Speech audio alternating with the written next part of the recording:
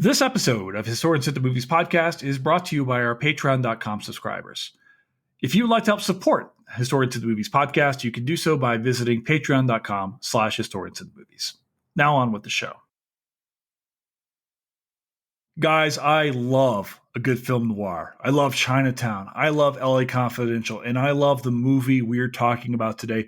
I'm talking about 1992's Deep Cover, starring a pre-Laurence Larry Fishburne and Jeff Goldblum, directed by the amazing Bill Duke. This is one of my absolute favorite films, and it's a film that I've wanted to show on this podcast for the longest time, or to have you guys listen about, and we finally got it done. We just recorded it. Hey, everybody, this is Jason Herbert. I am your host and creator of Historians at the Movies podcast, where every single week we are talking about movies and the histories behind them. And this week we're going to 1992 Los Angeles to talk about one of the great film noir films you're ever going to see, Deep Cover. I was just telling you about that. And I just brought on for you two amazing guests. I'm talking about my friends Walter Greason and Tim Fielder. They just produced a book called The Graphic History of Hip Hop. And if you know anything about this film, you know it's famous not only for being an amazing film that you absolutely should have seen by now, but it also features the first recorded performances by Snoop and by Dr. Dre, the incredible role that hip hop has in the production of this film and its importance on the growth of hip hop as well. So this episode, we're talking about Deep Cover. We're talking about Los Angeles. We're talking about 1990s. We're talking about Gen X. We're also talking about the rise of hip hop and all the things in between. So I think you're going to enjoy this pod. It's a lot of fun. Tim, who illustrated the graphic history of hip hop, was drawing a picture of Laurence Fishburne. So if you're watching this on YouTube right now, it's really, really cool. You'll get to see Tim's work as we're going along through here. So sit back and relax, because Deep Cover is next on Historians at the Movies podcast.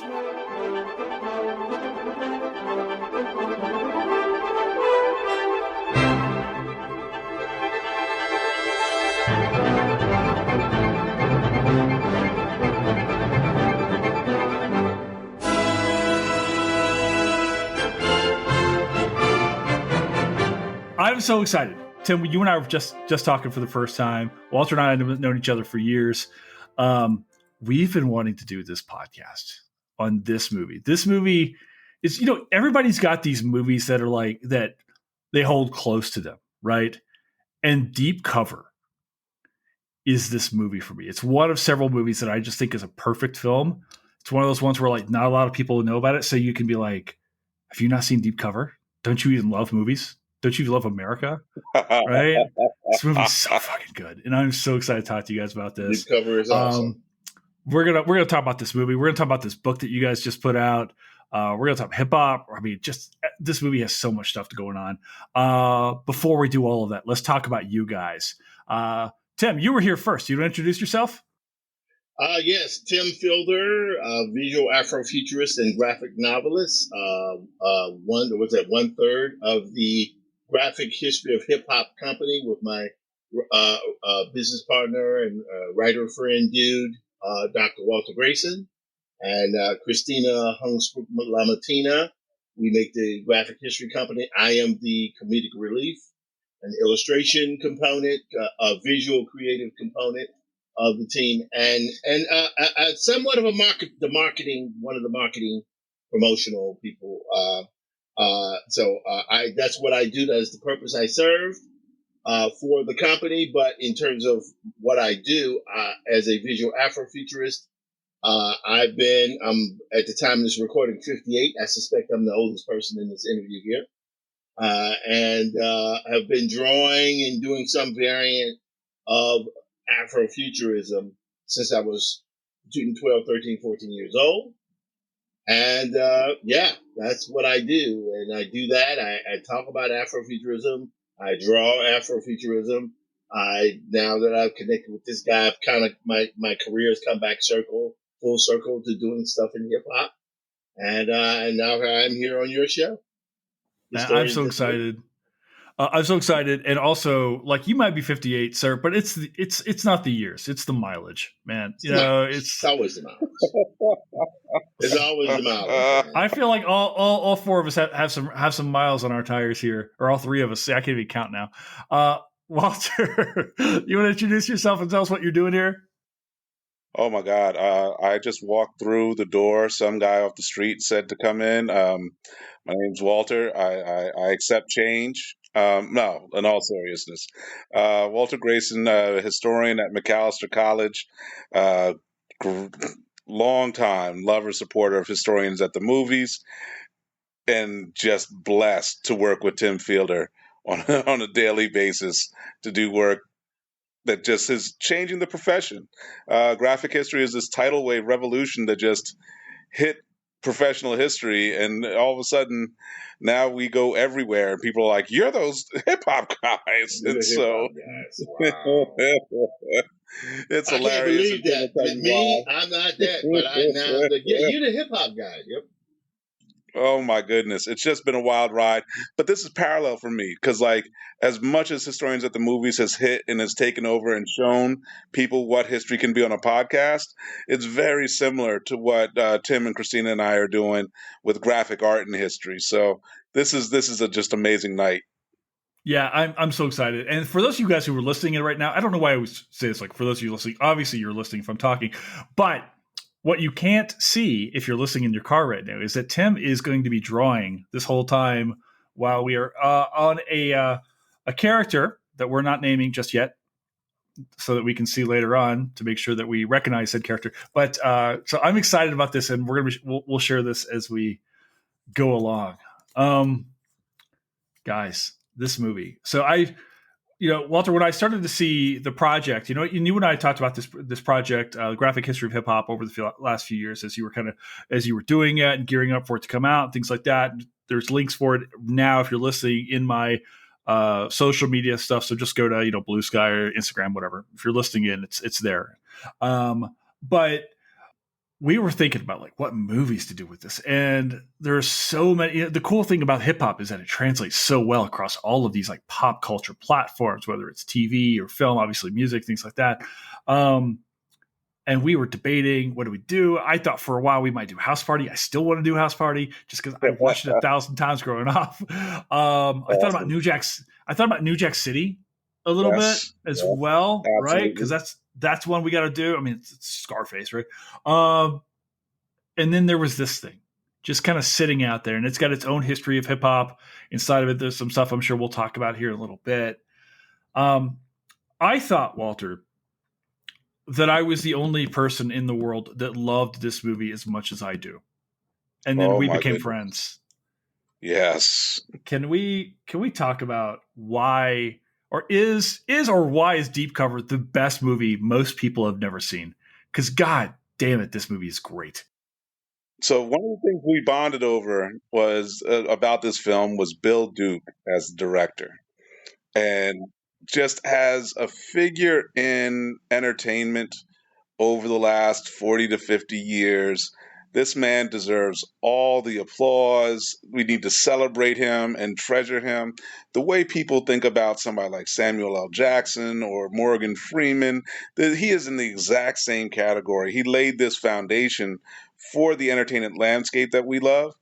And so him as director, and the way his voice comes through, the way the narration unfolds, is one of the best pieces of this. To have Laurence Fishburne kind of carry the story, but you can hear Bill Duke's voice throughout the entire performance. And so for me, that was something. Bill Duke made a big difference in my life personally. And that I think we were still on a platform that we won't mention, that he had connected with me on, and I had been excited about it. And when I tell this story, it's something that it's one of the gems of my life. And so I'm at Temple University as a graduate student. I hadn't gotten to my dissertation yet, but he came to Temple just to talk to the students.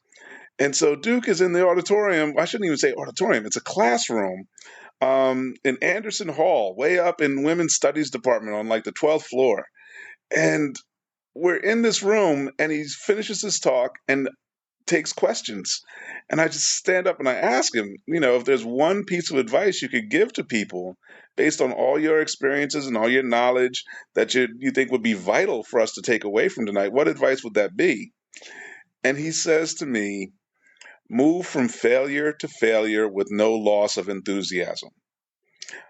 And at that point in my life, I was so driven by the sense that success was all that mattered.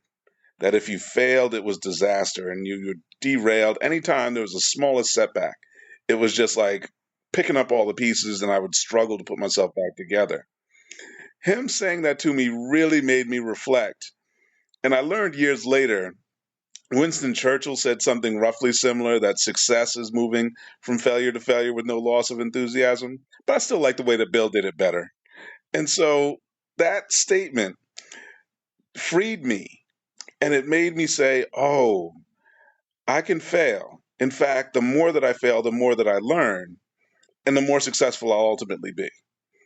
And so it just completely changed the way I teach, the way I approach life. And so this film for me was always this deep connection to that moment. And for lots of other reasons with the soundtrack and the way Dre and Snoop lost their careers. There's just so much to Deep Cover that it just resonates with me and has launched me and kept me on track throughout my life. Tim, do you have a relationship with this film as well? Yes, I do. So Deep Cover, I guess I should speak about Deep Cover a little bit, and a large part of what I'm going to reveal is even Walter doesn't know. Actually, he doesn't know. Ooh. So, well, some of it he knows, but some of it he doesn't know. So, and as the audience is looking here, if it looks I'm down, it's because I'm drawing, right? Go for it. Let me just say, we got the siren in the background just for dramatic effect. I felt like that was perfectly timed, I'm in New Tim. York, man. I'm in New York. I'm in New York. That's true. We're keeping it real. Thank you for saying that. There's lots of sirens going, right? It's always like that in New York. But so I remember seeing Deep Cover in '92, and the interesting thing about that movie was that it was sort of it was a turning point for both Larry Fishburne moving to Laurence Fishburne, but it also was a turning point for Jeff Goldblum. Now, my perception for those movies is that neither of those guys, who are both Shakespearean trained actors, brilliant, fabulous comedic timing, leading men, this is pre-Jurassic Park. This is pre The Matrix, right? So, but these films were like the proving grounds for them in that kind of dramatic film. Yeah, he had done film, he had done School Days, things like that. But this was the one. It was one of those films that captured that zeitgeist as hip hop it was one of the vehicles from it transitioning from a fringe art form to actually being part of the general mainstream art form, right? And it showed range with both of those actors in a way that was pretty dramatic. Now, what Walter doesn't know, Walter knows that I did an unpublished 63-page, fully painted graphic novel for Marvel Comics called Dr. Dre, Man with a Cold, Cold Heart.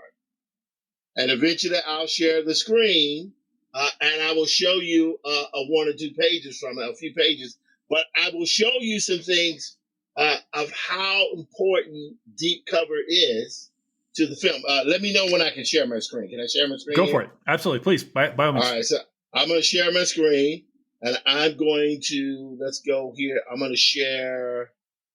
All right, so this is all the material for Black Metropolis. So it goes through all that, but this is all Dr. Dre. The interesting thing about it is that I only had 3 pieces of reference to use for Dre and Snoop, right?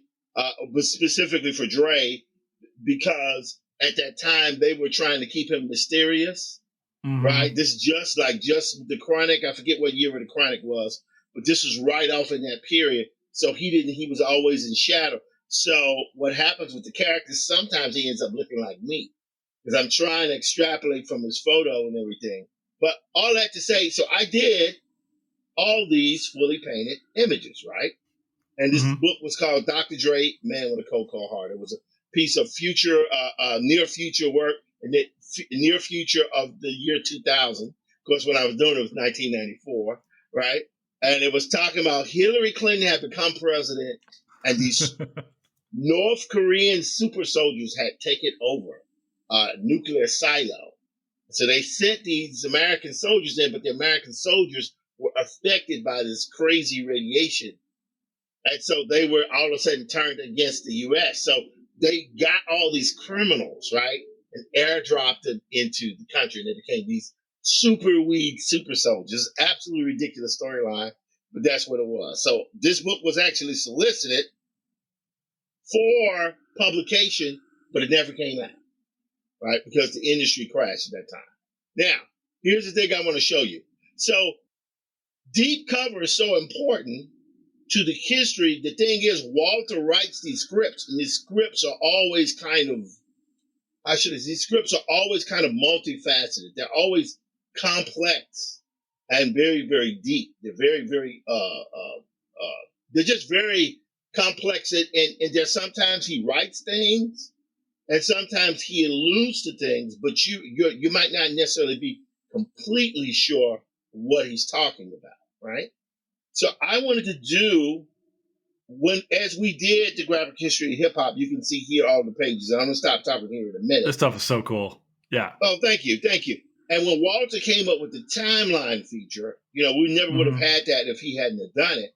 My job was he will write something, but even if he doesn't write it, if he implies it, my job is to embed as much history into this project as humanly possible. So when we got to this particular year here, 1992, this image is from Dr. Dre, Man with a Cold Cold Heart.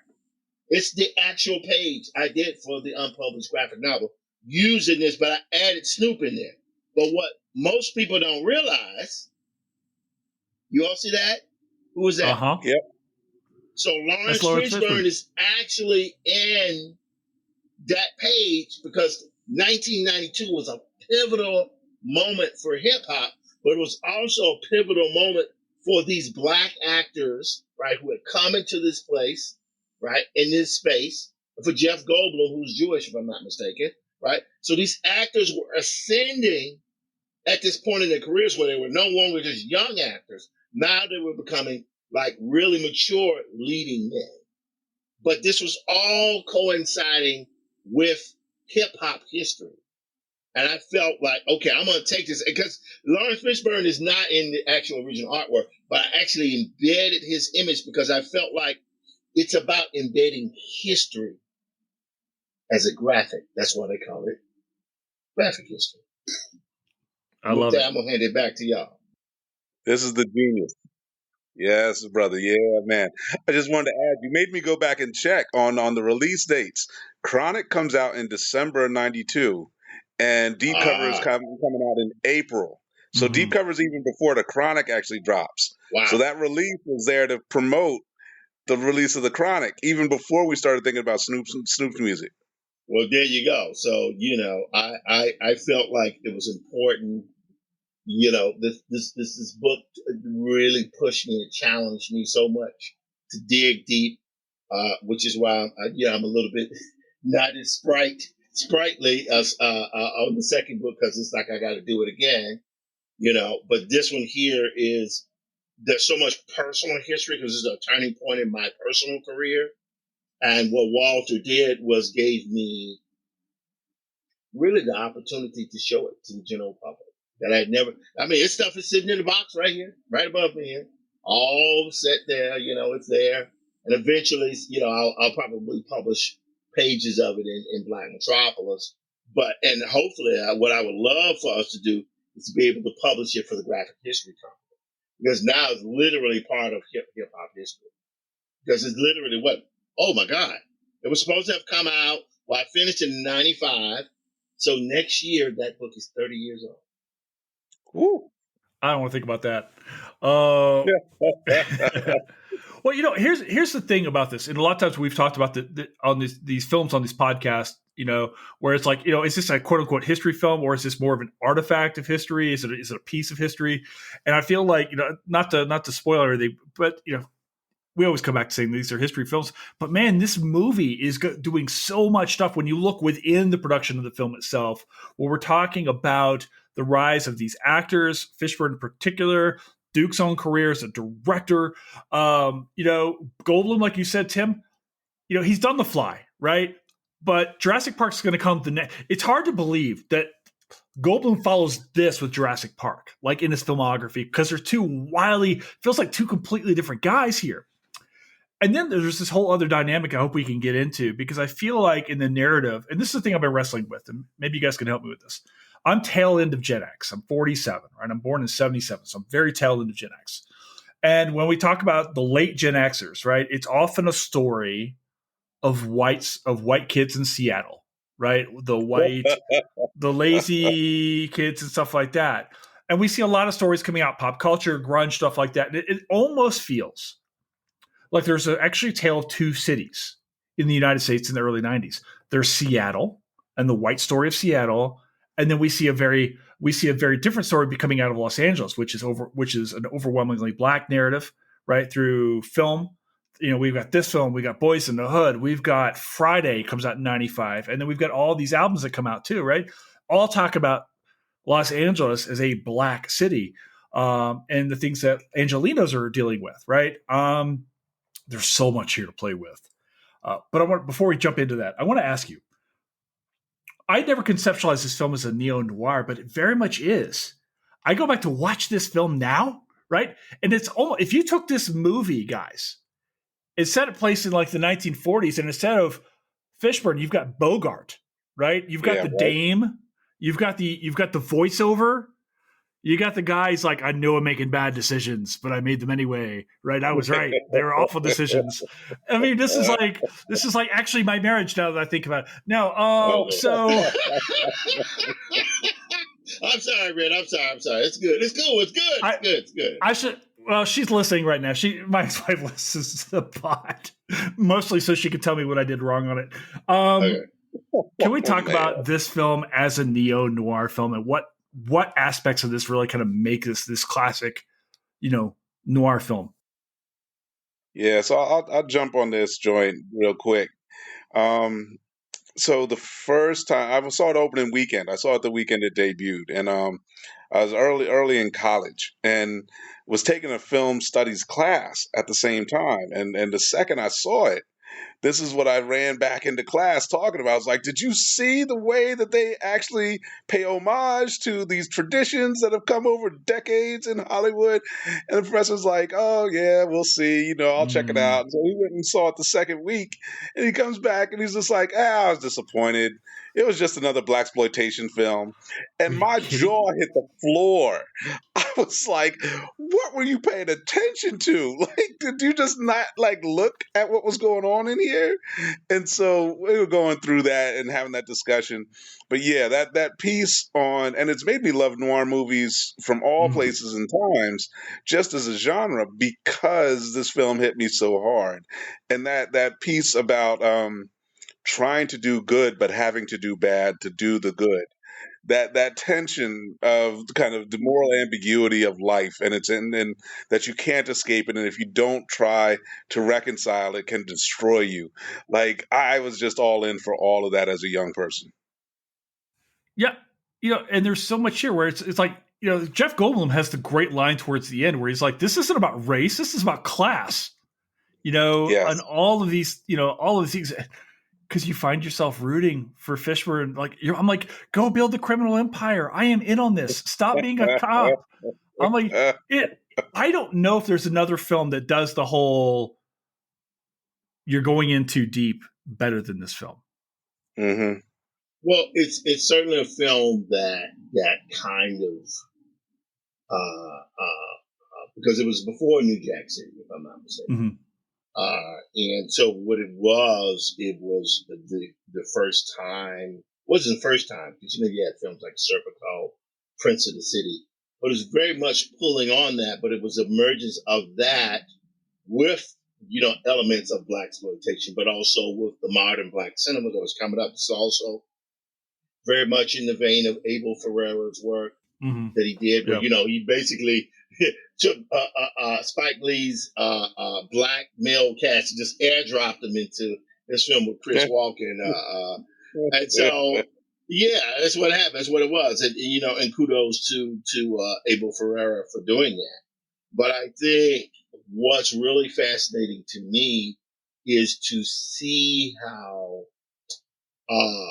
this film walked that tightrope that was so very, very important, not to just modern black cinema, which was kind of ascending. It kind of transitioned from this black exploitation thing, and led obviously by Spike Lee. You would come on with other filmmakers like Charles Burnett, and Bill Duke was obviously part of that. Julie Dash, so these were those filmmakers. Robert Townsend. So Deep Cover was an interesting thing because it wasn't really it was a black movie, but it wasn't a black movie. It was a movie that proved it was a movie that proved that kind of police thriller, very much in the vein of the Seven Ups or the French Connection, it actually have a black lead. It established for me that Laurence Fishburne was a force to be reckoned with as an actor. But, and of course, as I said before earlier, it established him and Jeff Goldblum as leading men, but it also established him because still to this day, both of those performers, specifically talking about Fishburne and Goldblum, those still to this day, some of their best performances. They were their careers to a certain extent defined by that movie. Just quite fascinating to see. That notion about the moment that these actors inhabit, and I have a special shout out to one of the actors in the film that made this point especially clear for me. But for me, the Goldblum's comedic elements, the dark comedy that comes through in so much of this, it sets the frame for some stuff. It kind of reminds me of the vibe that Cypress Hill brings with How I Could Just Kill a Man in the same period about Los Angeles. And like there's this echo of what did they say? Say some try to play you for your auto. What you gonna run, son? Try to play the role model? No. I think you play like a thug next to the shot of a magnum slug. Like, this is scary, terrifying shit. But they deliver it with this kind of lightheartedness that, like, when you see the violence play out among the characters in the film, there are moments where you almost want to laugh. I remember going back and watching and being like, I shouldn't be laughing. This is horrible. But it's like, it's still delivered in ways just to make you sit with that discomfort through the perspective of the performance, through the way the characters are changing. And for me, that's Jeff Goldblum's character. His arc through the story is astonishing. And like, to then know ultimately he's going to get betrayed, or you're hoping to see the way that Laurence Fishburne reverses on him. Like, the whole thing is just so layered, and I love it. Yeah, you got some more to talk about with some other films that do similar things, but it was just so well done, and I don't think people appreciate it enough. No, it's like, first of all, we were talking about, time and things like that. It's been 32 years since this film's out. How do we not have another Laurence Fishburne, Jeff Goldblum pairing? So, because these two guys are so just good opposite one another. These are two actors just really riffing off of it. You can tell the guys definitely have chemistry. You're totally buying in on this relationship that starts and then, that finds equality. And then you're right. Like Goldblum, we see him as a sucker early on. He's weak. He's getting pushed around by the other guys. By the end of this, he's got the oil in the hair. He's wearing the shooting cops dead right there. It's like, yeah. I mean, Goldblum is really, really good. One of the most satisfying revenge sequences ever, because I always do the thing that obviously anyone who's seen Deep Cover will remember is the scene where it's the hand slap thing, and it's so painful. Oh yeah, because my brother used to eat me alive with that, so I was like, "Ooh!" Absolutely, everybody's done that. And then to see him come back from it at the Mhm. end, it's like this kind of vengeance circle, full circle. And because the character he plays, his name is David. It's Yeah. just so interesting to see him play this character who's somewhat, these kind of Jewish elements, and Yep. this character kind of rises up to be this force now, evil, whatever, but certainly force for vengeance, and he takes it. And I think the guy that I forget the brother's name who plays he's I always think of him from Sanford and Son and Miami Vice, but I forget his name. Greg Sierra, that's the man. Greg That's Sierra. the Yes, one forgive me. Greg Sierra is one of the great character actors of cinema and stage, and for him to play that character, because I always think of him from Sanford and Son, and he's like, wow, He's what a Julio. nice guy, and here he's turned into this absolute Terrifying demon, and I'm like, Barbosa. wow. And Right. when David finally exacts his revenge on that character, That was a good one, yeah. David's lost already. Oh, yeah. But he goes down in the flame of glory, and he takes that guy with him. So it's quite fascinating to see. Love it, man. That's why you and me get along. You saw the whole thing. You know what exactly it was what I'm amazing. talking He's like, get him. Yeah. Actually, I want to go back to a thing Walter said just a second ago, which was, Walter, you're talking about seeing this film and then raving about it to your professor, right? This is so good. It's playing these homages and things like that. And as I've gotten older, I feel like people are coming to this film more and more as the years have gone by, even though like a lot of the fans of this film were not alive when this film comes out. Like you get a lot of like 20 and early 30 somethings who are really into this movie. But I'm wondering if people, because it's got a black cast, right? Because you've got really the only white characters you have are Goldblum, his family, whatever, right? And then Charles Martin Smith as Carver, who is ultimately a heel in this film. So the system is the heel, right? Is the idea here, right? But I'm wondering if in 1992 were we prepared for this level of artistry? Like if large scale audience, because I always feel like because you've got a black director, black cast, a lot of the very few supporting roles of white people here, where people just going to write this off as a black exploitation film. It's not that long since the heyday of black exploitation films. Like, do you think is that what's going on here? Because this is a brilliant fucking movie. Yeah, I think. Oh, you don't go for it. Go for it, man. Well, let me just say this one thing. We have to also understand this is just around Rodney King. Oh yeah, it's that same time period. So yeah, Rodney King happens like 2 months later. Yeah, so that's the piece I was like, it wasn't the Rodney King thing, but like for me, what's very fresh in my mind when you ask that question is this is a crazy story. Around a mutual friend of Tim's and mine is Reggie Hudlin, and this is a moment where we had mentioned House Party. I also think about Boomerang a couple years later. Oh yeah, but Boomerang got criticized very much the same way. It's just like. White critics were not ready for a black cast in a professional setting. They were just like, where's the white person in charge? And so this is a point that I have about basically 20th century history, is that you can go from the early 80s when you have a primetime lineup of Dallas and the Dukes of Hazzard and like Falcon Crest and this stuff and Lifestyles of the Rich and Famous, where essentially, black stories are very much in a kind of intellectual, cultural ghetto that what's being produced and how it's distributed, who will consume it. And that's what Spike starts to break through with Do the Right Thing. And I will never forget, and I got a huge fight in a forum with Hudlin and a couple of his people, because one of his folks was like, well, Spike Lee is the one who made the Rodney King riots happen. If there hadn't been that riot in Do the Right Thing, we would have never seen Los Angeles burn.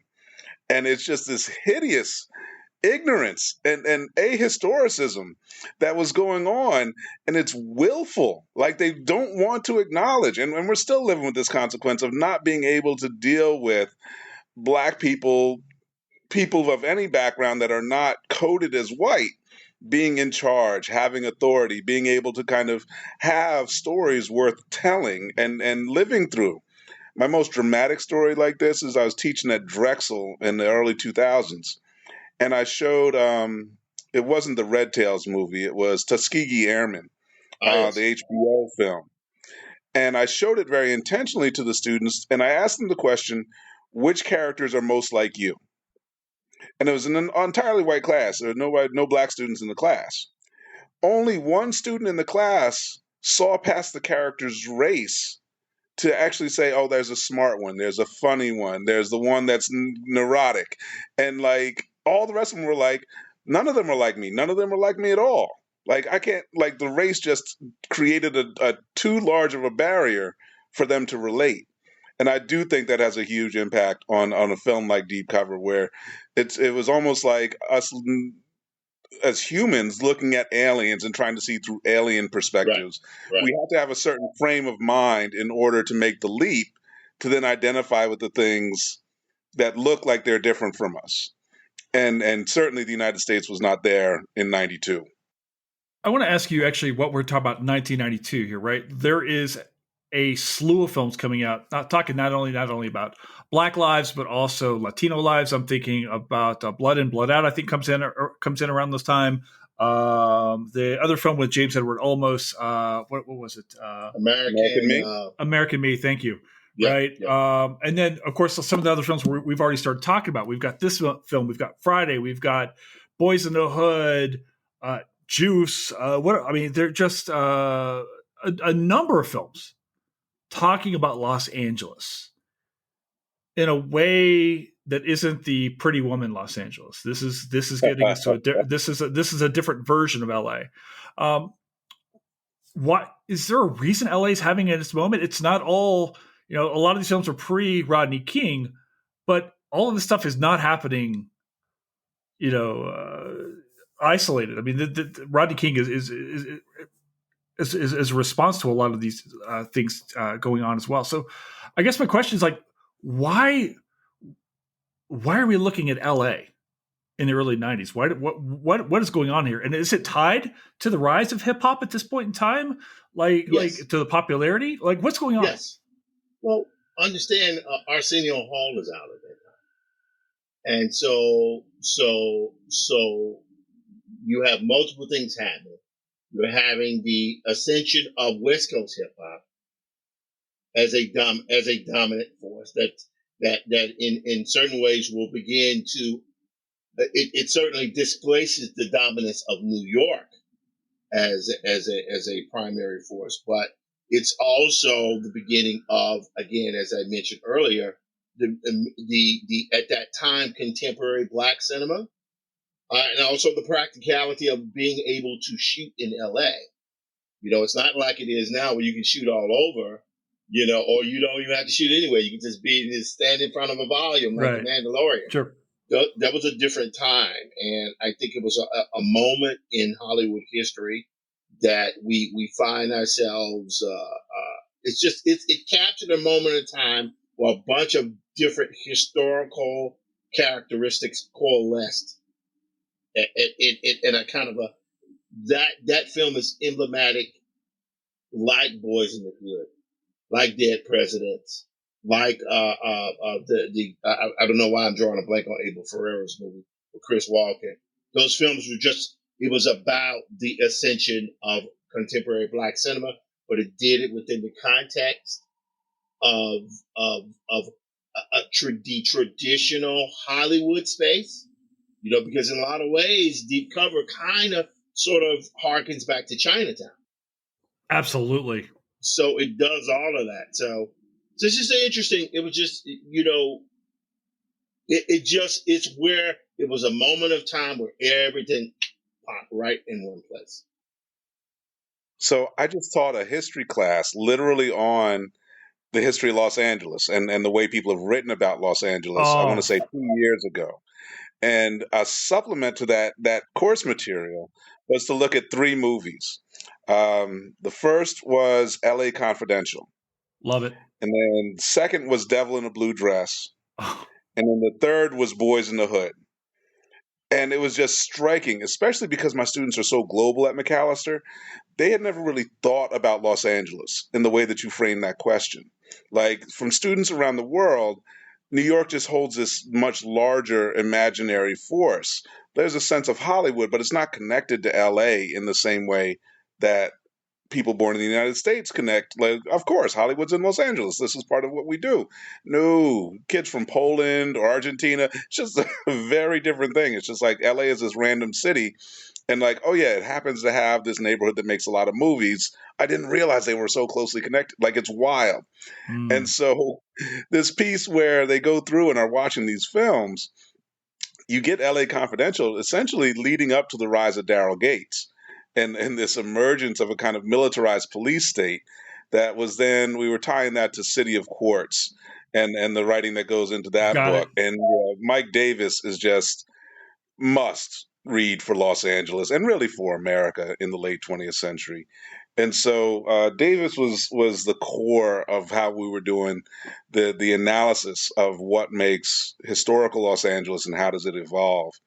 But then shift that very intentionally to Devil in the Blue Dress with that cast and that again just underappreciated film, but this notion of the lines of race in terms of crime and kind of the underbelly of the city, and you have Denzel's character getting stuck, kind of like trying to negotiate, and you have the passing of, not to spoil the film, but the passing of the central figure in the story, and so that all set the table to then go and look at Boys in the Hood, where race is foregrounded so forcefully, and it just punches you in the face over and over and over again in a way that it creates this entirely new genre of ghetto kind of violence films, these movies of the 90s Good that are movies. shaped by the Yep. drug trade. And that whole arc, the students were just stunned by the transformation of Los Angeles as an imaginary place in film.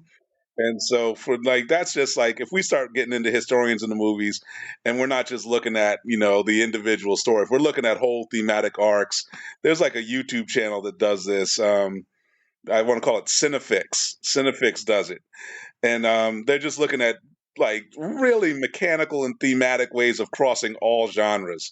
That's Oh, the you kind put of an stuff, idea in my man, head, that's Walter. wild. Go ahead. No, I have it now. Like I'm gonna say Go, it. go. We got to do an episode called. We have to do a podcast episode now called "Historic to the Movies Los Angeles," and we got to talk about the history of LA through film on a pod. We'll just pick a bunch of films because so much of what you're saying is right? And like when I think about the United States history and things like that, say the difference between New York and LA, LA feels like a post-war phenomenon to me. Like Yeah. all of these stories, one of the best books I read last year, Natalia Molina's A Place at the Nayarit, which talks about her Yeah. grandmother's restaurant. She's of Mexican descent, and the place that like these communities. And of course, when you're watching LA Confidential, you can actually figure out where this town is and where these neighborhoods are. All of these things are linked, and I'm so glad you talk about LA Confidential because I feel like you could draw a direct line, even though this film comes out before like LA Confidential. The stories in LA Confidential bleed to Chinatown, and then all the way up into Deep Cover, right? And then Yes. there are other films now. I'm sure the Deep Cover has led into as well. But God, I love that. I want to ask you this. This is going to be the fun part of the pod. I'm going to ask you guys about, and don't feel like you have any limits here. Looking back on this film, what are your favorite parts of this film? You guys are both intimately familiar with this. You have personal relationships to this film for different reasons. Can we talk about the different parts of this film that have meanings to you guys? Either that you feel like they nailed that, or there's something about this particular section or whatever. Like when you think about this movie, I said, "Hey, let's do Deep Cover." You guys were like, "Yes." What do you want to tell people about? And spoil away. It's not a spoiler alert. It's where everything goes sideways, and the Laurence Fishburne character is driving the limo. Yes. Of course, David is. I don't know if that's when he's exacting his revenge, but if I'm not mistaken, 187 is the soundtrack in that scene. If I'm not mistaken, Mm-hmm. I could be. And I remember thinking to myself, "Wow, there's this hip hop song playing as a soundtrack." And it was happening while all of this is critical point of the film is happening, but it's happening in such a way where the main character, multiple main characters having their moment, but hip hop as part of a conventional mainstream film has kind of ascended to, okay, it's the soundtrack. It's not just background music like in Colors, right? With Duvall and Sean Penn, right? It's not that. This is part of the soundtrack. That I knew that was a moment. I knew that was a moment. For me, there's just punctuation that they have in the script, and it's when Russell Stevens' character is rhyming. Like there's literally moments as he ruminates, and he's lyrical, and those are the moments for me in this movie that I lose myself in that. Because this is something I haven't said to Tim before, but he knows it kind of just because he's had to deal with my scripts. But like, I think in hip hop, like the pace of the way my words come out, even when I'm not Yes. writing a rhyme, Yes. like the way we design graphic history of hip hop, it's based on different pieces of music that set the emotional tone for what we're conveying on that page. And when it comes to my doing a historical lecture in a classroom or running a discussion, doing a keynote talk, whatever, that same rhythm, that same sense of pace and timing, it's how I exist. And that's where I connected most deeply to that character, with these moments where he's thinking about his life, but it's rhyming and it's got rhythm. And it's just like that pace of being human in that way is the way that this movie at its most basic connected to me. For me, I'm a sucker for voiceover. Like I know some people don't like the idea because they're like, "Oh, see," like for me, I want Fishburne narrating this film, right? And just the foreboding aspect is, and Tim and I were talking about this early on. I know Russell Stevens is a cop. I know what he's going through to get in here, and I still want him to be a villain in this. I am so seduced by this new cocaine. This is not brought to you by my employer. I am so seduced by this synthetic cocaine. And I'm like, no, it's a class thing. We're gonna upset the apple cart. We're gonna get this drug is better. It's for the people. They're doing it. They're socialists. You almost want them to stay with David Jason. I mean, you're so close because they're on the cusp of this, right? And you when they take out Guzman, right? Yes. Right there. When they take him out, it's like you thought you were gonna get me? I got you twice. It's like, oh, yes. You want to get away with it. I just was surfing around trying to find reference material for that piece, and like I didn't realize it was in the Criterion collection, which I think is the best news I've seen today. And then there's an article by an LA filmmaker. It's about a little over 3 years old, published on my birthday 3 years ago. But like, I loved it. It's this deep critique that reflects everything we're talking about. So I definitely this is a Film International online. They've been doing features. This is a great article on Deep Cover. You have to send it to me. We'll post it tonight. Yes, indeed. All right, I want to ask you guys. You just created this book, Graphic History of Hip Hop. One of the hallmarks of this film is the soundtrack. Tim, you were talking about it later or a little bit earlier, where you're just like, "Hey, this is not a background thing. This isn't filler music or anything like that."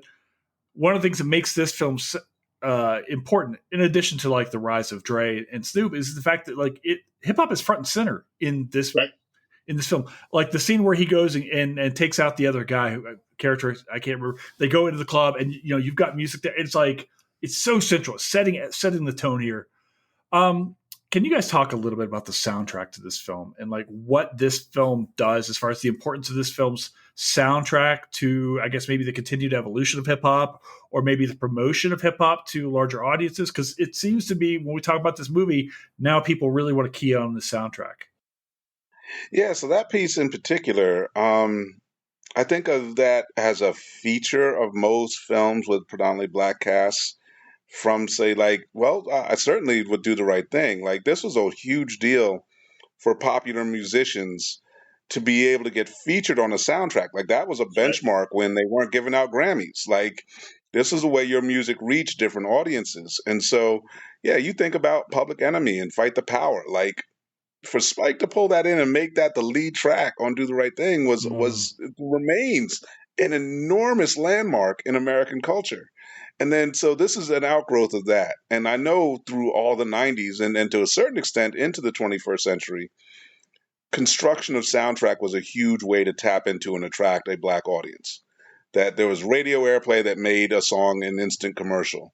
And in this particular case, with 187, with Dre and Snoop, I don't know if anybody really has talked about this, but that song was number one on like hip hop R&B charts for 2 years. Like that thing did not move from the top place. And so the only other song that I had seen do that in the same period was Top Billing by Audio 2. It's a New York track. It's MC Light's brother, um, Milk T. And like that's a great song. It still will hit today. But 187 is just so the only other comparable song to me is How I Could Just Kill a Man by Cypress Hill. Like people use that as the soundtrack of the moment. And for that to be the lead for this film, it's actually ironic. Like I think the song is way more recognizable. Like way more people know Dre and Snoop off of that than they know what the story is or what's going on in Deep Cover.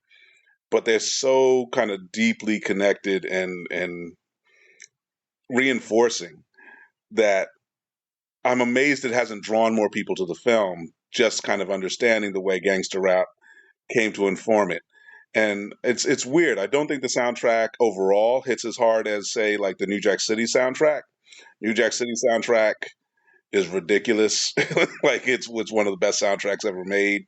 But like I think as a singular track, that 187 piece and the hook, because 187 on the undercover cop, like straight from Compton with that sound, This scared the shit out of a lot of people, Walter.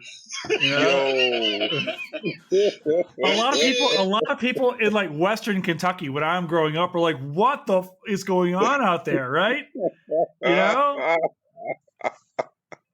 And I feel like that's so important, right? Because look, and I want to talk about this. I actually want to get into the book itself and talk a little bit about some of the work you did. I don't want to spoil the book like we're spoiling the movie, but it's also like we're talking about hip hop in this incredibly important moment in the early 1990s. Can we backtrack a little bit and talk about like where this comes from? Where does hip hop come from? Is there an origin story for hip hop? Like at some point in time, where do we say, hey, we are into the hip hop era here? When and where does hip hop come from? You have 6 hours to answer. Yeah, thanks, bro. That's like a future oral exam question for some PhD doing in the hip hop history.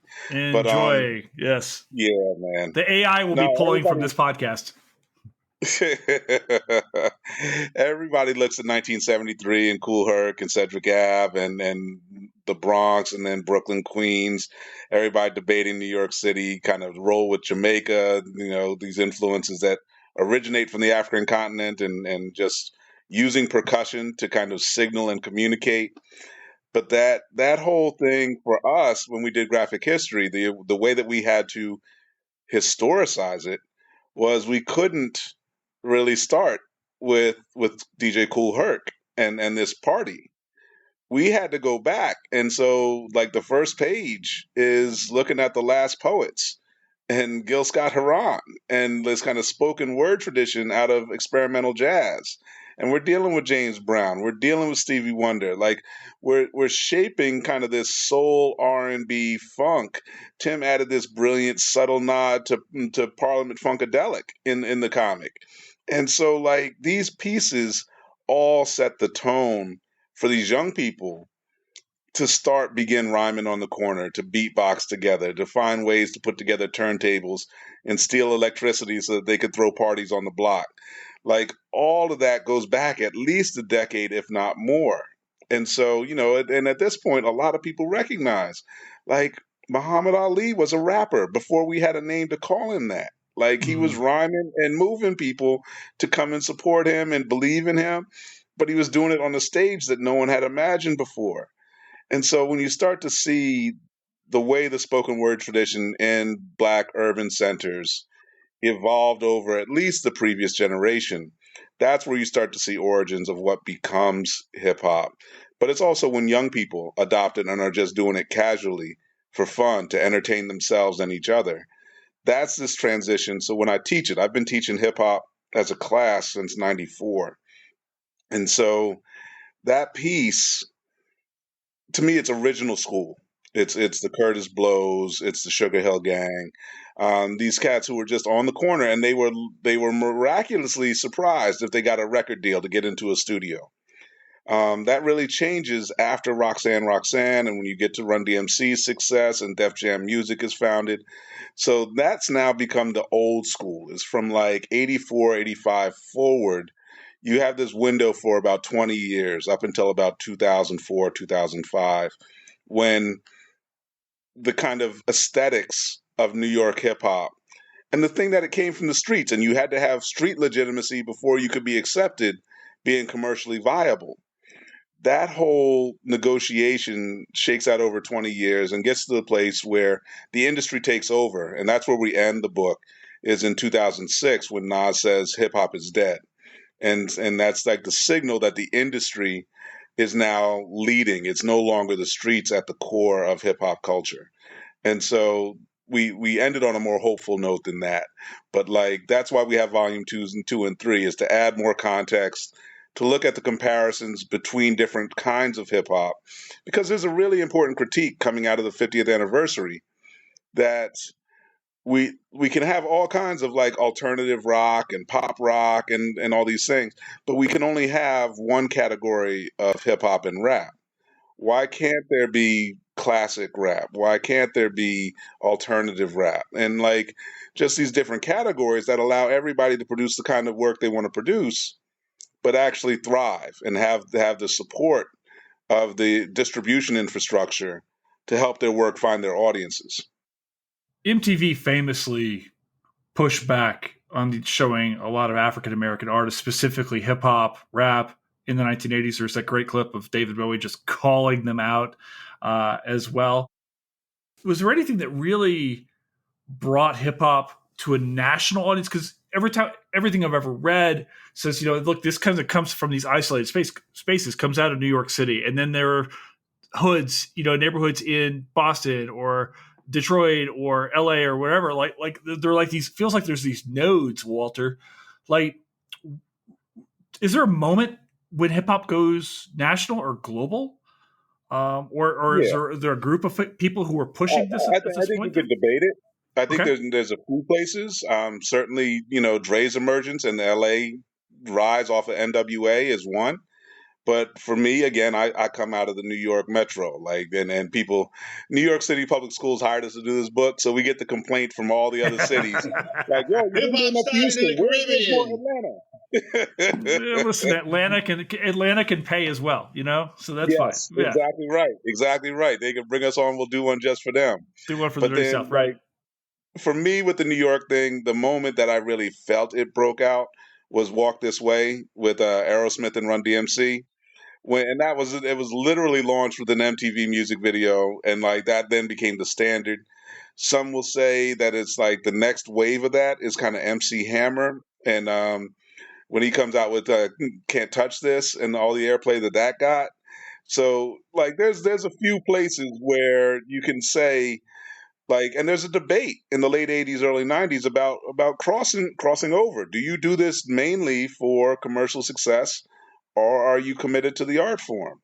And then Jay-Z pretty much obliterates that. Jay-Z essentially says I can do both. I will be for the streets and I will make all the money too. And so that's really a really interesting sub-theme in hip hop, is that window from, I'd say, 87, 88 to like 94, 95.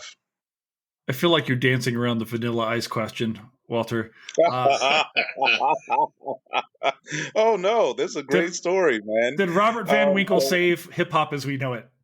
Yeah, no. Or did he destroy the art form altogether? Yeah, no, I wish Freddie Mercury would kick his ass in perpetuity. Like that would be like one of the best solutions for what happened with that. Like this dude was designed to come out and sell bunch of records off a stolen beat, and like man, the way Jim Carrey clowned him on In Living Color Oh God, so will great. always be legendary.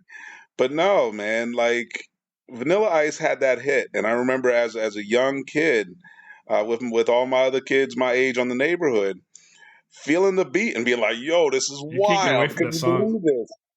And we were like vibing to it, but all of us were asking the questions like, "So why is his name Vanilla Ice?" Like what's but this is important to note though. No one had those questions about the Beastie Boys. People were cool. No one had those questions about Third Base. They were good. Like I could go off and like what was it? MC Snow out of the Caribbean did this track called Informer that slammed and hit. You could be white and do this. Eminem was not the first. And so this is just this thing where this dude, you know, he was just a sellout and did not deserve any of the airplay that he got. That's fine, because I'm hoping now that we've now qualified this conversation enough and talked about Vanilla Ice enough to have that song looped into the podcast that we've talked about in discussion. Otherwise, we have to buy rights. So Fletcher, do your worst. I you know. All right, I want to go back. I want to go back now to the city itself. Walter, you just taught. This is so perfect, actually. You just taught a history of LA, which I'm fascinated by. And I'm wondering like how students at Macalester up in Minneapolis, like, what is the sun if you live in Minneapolis? Um, I've done my time in Minnesota. When we think about this particular moment in time, we think about 1990s Los Angeles. What do we like to read about? Because you talk about Emerald City, right? I mean that is the book. When I first like asked about it, I was like, everyone's like, you have to do this book. What else do you like? What are the books that people should be reading on Los Angeles history? So I'm going to take this in a slightly different direction. So I'm going to get you some trouble with this joint. Okay. So I do a ton of work with urban historians. LA Right. is kind of the sexy city to study among urban scholars. Like Chicago, New York is played out. This is, Ken Jackson wrote the Encyclopedia of New York 25 years ago. Like, folks are like, don't deal with these Midwestern, Northeastern kind of places. Let's go to the Sun Belt. And so LA was the draw. Mm-hmm. And what really shifted that for me to start to take it was not a book. Phil Ethington at UCLA has this interactive website that does 10,000 years of LA history based on a course that he did, where Ooh. he's essentially he pioneered spatial geomapping and then layering different historical maps on top of each other digitally, so you can travel back in time through the website back to the kind of prehistory, pre-indigenous settlement, and just look at the geography, to look at the geology, kind of how the water systems work, how did that shape the way migratory settlement worked, and then literally 10,000 years of mapping Los Angeles. And it's just an astonishing accomplishment. All these digital maps that you see that have been used around the world at this point are all derivations of what Phil did. I want to say it must have been 2006, 2007. But that's what got me big up on LA was Phil Ethington's work with digital mapping. And so since then, I had read the Mike Davis stuff back in graduate school. The other direction for me, of course, is because I do a ton of stuff with suburbs. So Becky Nicolaitis and Andrew Weiss have the Suburb Reader, and I debate with them a lot about what they consider suburbs and how they kind of categorize the typologies that they use.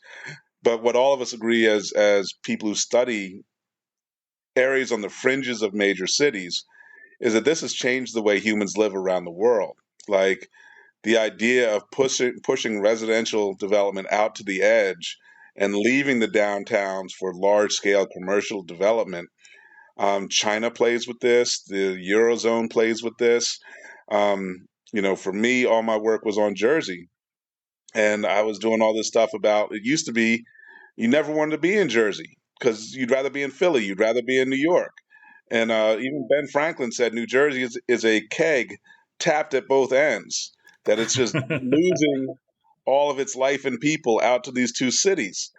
And so that sense of how we deal with the spatial understanding of human existence has grown significantly in like its origins in the post World War II era, like 40s, 50s.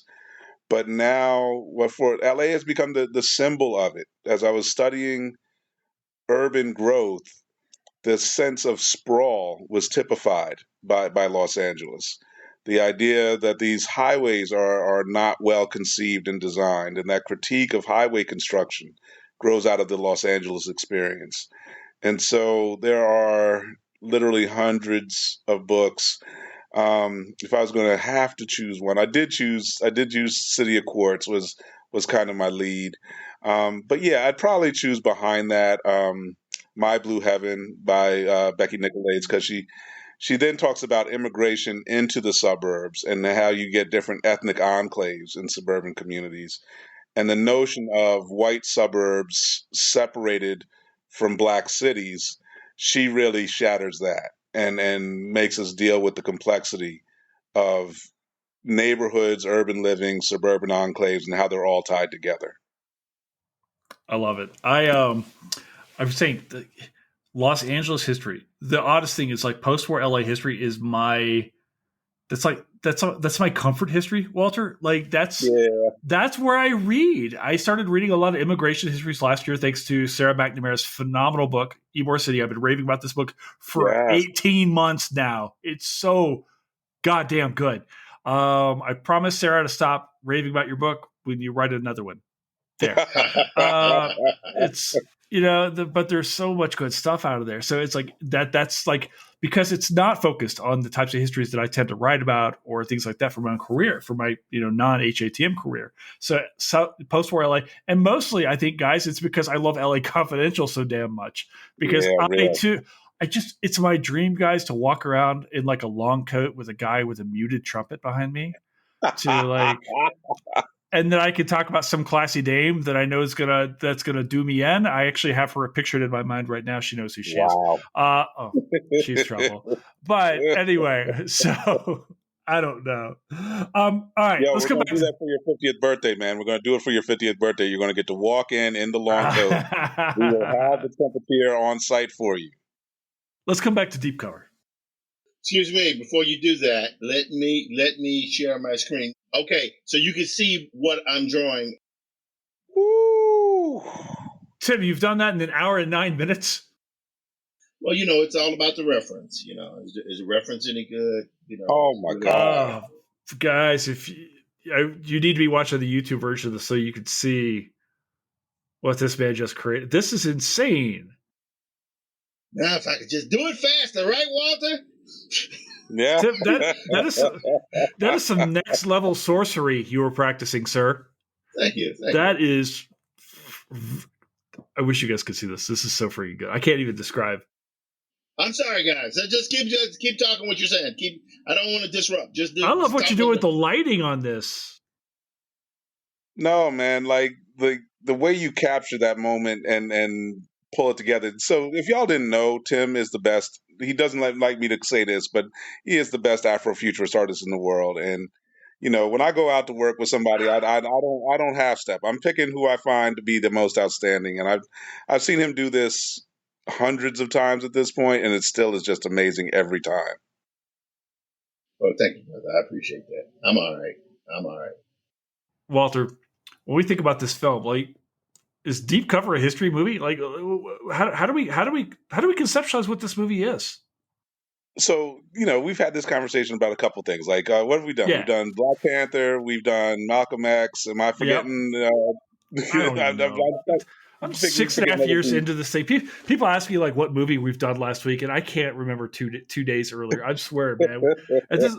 The weird thing was like on Sunday night when we were doing the watch party, people were like, "Oh, we should do this movie. We should do this movie." And I was feeling bad because like, no, we've done that before. We did that in 2019. Oh, what are you talking about? Weren't you here in March 2021? We did that movie already. Like we're 400, 500 movies into this at this point in time. It's insane. Wow. It's crazy. Yeah, I to don't know, me, like with the number of films we've done, but that's we've done a bunch, spectacular. right? I mean, the night we did Malcolm X was amazing That because was one it's of such a long those. film. Yeah, exactly. And like I had prepped up all these slides for it. And so, yeah, that was one of those moments that really changed the way we were doing education online. So, like, yeah, man, this has been just so good and so much more good to come. But I'm dodging the question. This deep cover a history movie. And so my initial flick is to go kind of no, because I want there to be more kind of like sense of the majesty of like something like Glory, since you're going to have the Right. director come on board in a minute.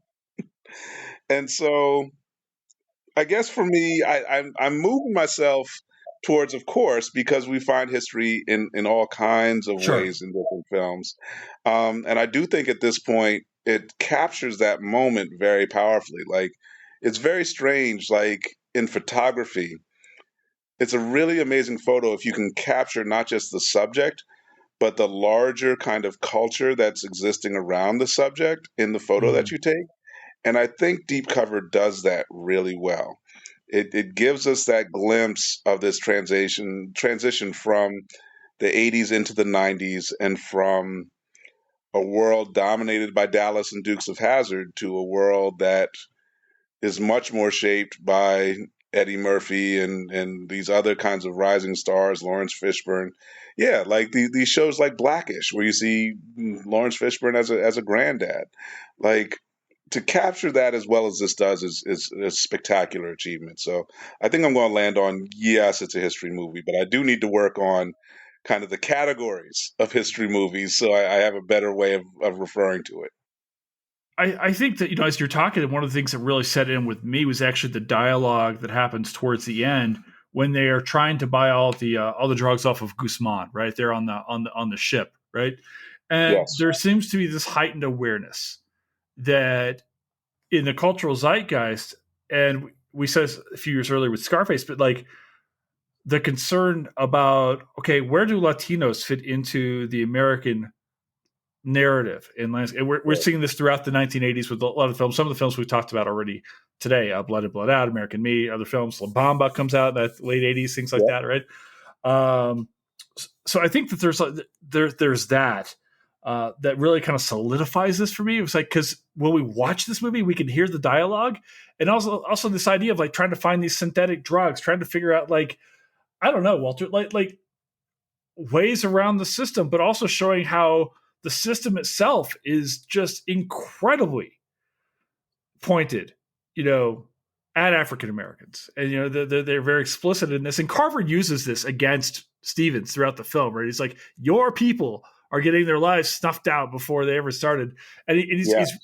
he's being unfair on this in a lot of ways, because he's really trying to manipulate him and doing stuff he doesn't want to do. At the same time, like, these are the conversations people are having in the early 90s. Maybe it's an artifact. I don't know. Yeah, let me ask Tim a question. Tim, Yeah. Yeah. Yeah. you have a specific connection to a kind of counter thread to what this movie represents with Holly Dreamer and Sankofa, Yeah. with let me see, there was two other movies. Well, it's the Daughters LA. I of forget the LA Rebellion is what they call them. That group. Daughters of the Dust was the one I was Yes. thinking of, Oh, I and Yes. love that movie. also Eve's Bayou. Yeah. And so you have kind of a front row seat to a lot of the ways those kind of counter urban Right. violence films took root. But what are you seeing in the way that what this movie does, and where it sits in that cultural moment? Right. Well, it's certainly highly and Bill Caldwell and Julie. I think they call it the L.A. Rebellion. It's this movement of filmmakers and stuff. And I wouldn't say I had a front row seat. I would say that I was on the sideline, because I didn't really work on any of those films. My twin brother did, and obviously me. My oldest brother DP had produced Daughters of the Dust. So it's an interesting thing to see, because it's like you're looking at aspects of how life was for Black culture at the time. for Black culture at the time, for people who were trying to fabricate Black imagery, to define what Black aesthetics are and have been. That's what these folks were doing, and so it was interesting to see because although I was around it, didn't quite understand what was going on because I was very young at the time, but what that work ultimately did was influenced how I draw my books. It's like I didn't want to just do a cartoon drawing of Laurence Fishburne. I want to do something with the dramatic lighting. I'm using reference with this, but I'm also stretching the highlight is a little bit heavier on this. How do you light Black skin for film? How do you showcase people of dark complexion to have a dramatic vibe? How do you do that? And you do that by making sure that you apply proper lighting. You make sure that you light according to how Black skin absorbs light. And that's if you're talking about cinema. But when you're doing it in film, you're trying to duplicate that effect with the brush, or in this case, a digital brush. I don't know. I hope that answers the question.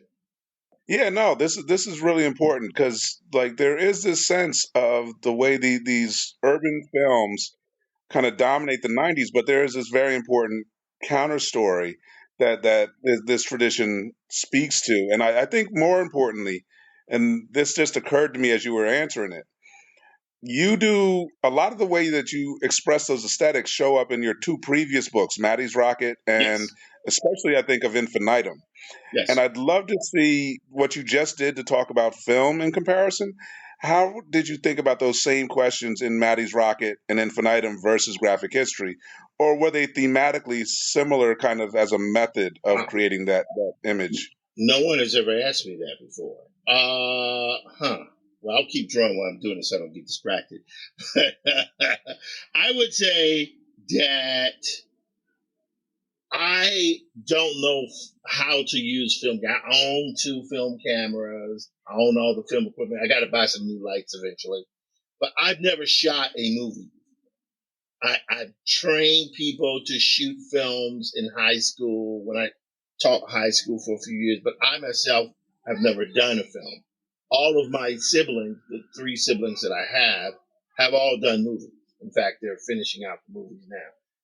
And so I tend to play a part in terms of the conceptual stuff. I'll be on screen talent, but visually, uh, specifically Infinitum, an Afrofuturist tale. That book was done as a result. I was in class. Daniel Dawson, one of my good friends, who was teaching at NYU at the time, and I would always complain that why aren't these filmmakers? I want to see a huge Black Kurosawa level epic, African war epic. Why can't they do that? And eventually, Danny got tired of me saying, he said, Tim, they're not going to do that. You have to do it. And so I wanted to produce a film that showed Black characters, Black people, in these absolutely epic environments, epic scenarios. Same as Richard Burton and, Elizabeth Taylor. I wanted to show that, but do it in such a way where I could it's almost like doing something to part of our work as in visual Afrofuturism is filling in the missing detail. And sometimes that detail can even be fabricated.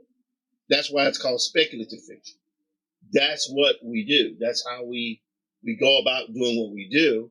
And so to what I was effectively doing with Infinitum and Maddie's Rocket, and I guess there's a slight announcement I should make today.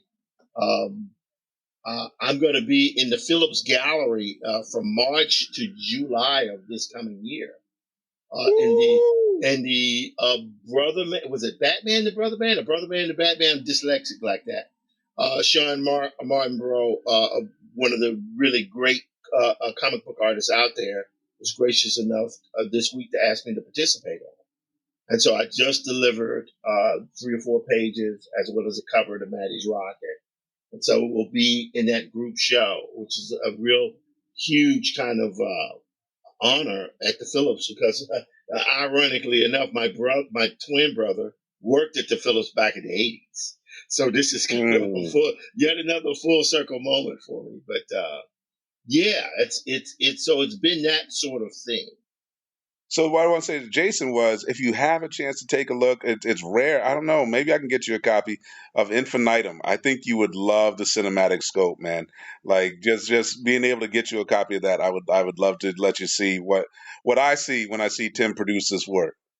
I would love. Listen, I'm looking at Tim's work right now, and I'm like floored. So like this is awesome. The fact that you've done this while having a conversation with us at the whole time, Tim. Okay. Right. Let me ask you this though. I asked Walter though, Tim, for you, when you conceptualize this film, how do you think back on it? Is this a history movie to you? Is this like, what kind of movie is this? What do you think about it? It's not a history movie for me. It's just a movie that is very much of its time. It is about that film, like what would eventually happen with Pulp Fiction, what would eventually happen with Reservoir Dogs, Boys in the Hood. It was from a post 1960s George Lucas, Steven Spielberg focus, where, New Hollywood became Spielberg and Lucas, to where then it began to transition to this other thing where you had younger filmmakers who were just as old as these other guys, who were finally getting a shot to tell stories like Bill Duke, who had done it before, but they had done these commercially successful films, because I consider Deep Cover a commercially successful film. So yeah, that's it's not a history film, but it is absolutely a film that is of its time.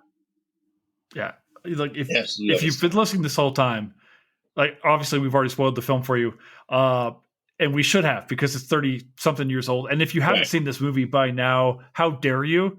You've had 30 some odd years to see this movie. This is a phenomenal movie. You need to watch it as fast as we can. Walter, Tim, guys, thank you so much for being here for talking about this movie. We have other movies to talk about on the pod later on. Yo, I did have one thing to add for you, Jason. Jason, like coming out of Predator, which is probably the first time I saw Bill Duke on screen. Yeah.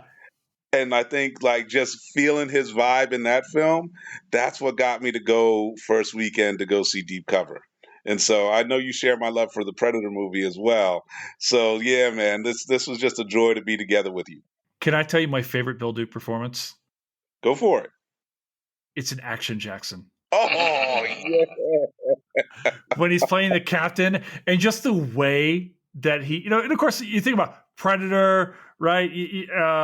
Commando, like Bill Duke's running around with all the same guys for a while. They're all buddies. They know each, they all have extending relationships. And after Carl Weathers passed, we showed Action Jackson on the watch party we do on Sunday nights, right? But just the ways in which, and I can't do a Bill Duke impression, but the ways in which like he would change his intonation and just let like words hang out there as he was talking to Carl Weathers in that film, is like, we'll see about getting you those. It was like, oh God, I just love the way he would talk in that film, right? Yeah, such a Bill Duke fan. There's a line that he shares with Jim Brown that they throw out in movies that is like, it's as classic as Danny Glover's "I'm getting too old for this shit." These guys will come into a flick and they will go, you fucked up, right? Dead President, that was crazy. That's that. I tell you, Bill. I think with this movie, Bill Duke made, and I'm serious, one of my favorite film noir films. I think we talk about film noir. We always Chinatown is like maybe it's a classic film. There's a bunch of Bogart stuff and stuff like that. L.A. Confidential's there. I think this movie has to be in that conversation for great film noir films. It's just too damn good.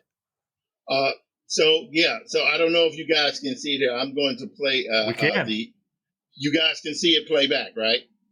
Yep. Yep. So this is I like to reveal towards the end of a conversation and stuff. I like to reveal the drawing show process. And thank you for having us today, man. Really, thank you so much.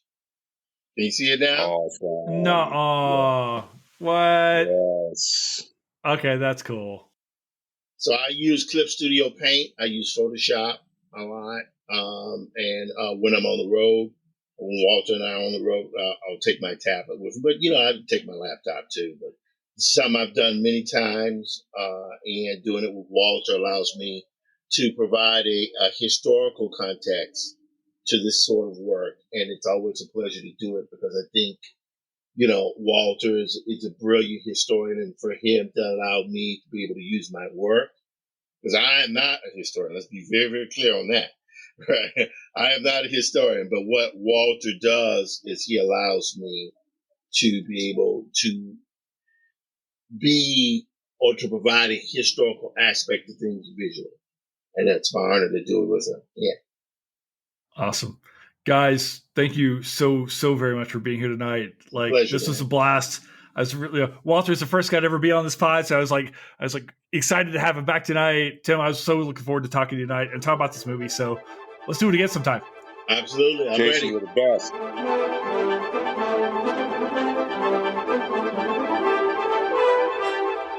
And that's a wrap here at Historians of the Movies podcast. Thank you so very much to our guests, Walter Greason and Tim Fielder. Guys, thank you so much. That was a blast. Thank you to our producer, Fletcher Powell, for making this show operate. Thank you to you guys for continuing to support HATM and what we are doing here. If you want to help support the mission, you can do so by going to patreon.com/historians of the movies. Every bit helps run this show. And thank you so much for being here, guys. Continue to share this on social media. Share it with your friends. Tell everybody about what we're doing here. You are part of this as well. So that said, we got a whole lot of pods coming for you soon. I think you're going to like them. I hope you sure do. Keep telling me what you want to hear. We'll get them up here as well. So ciao for now. Bye.